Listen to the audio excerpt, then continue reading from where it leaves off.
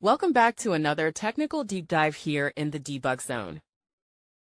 Today, we're tackling a big question and breaking it down with insights from other users. Hopefully, this clears up some misconceptions and helps you get the answer you need.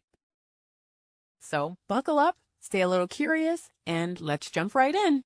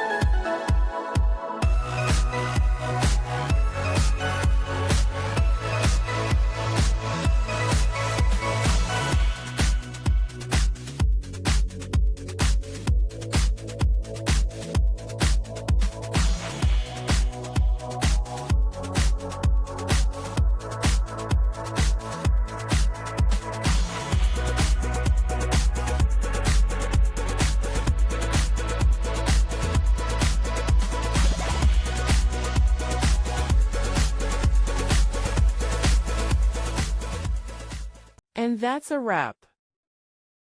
I hope you found the answer you were looking for. If you did, take a second to hit that subscribe button. It really helps out. And let me know in the comments which solution worked best for you. See you next time in the debug zone.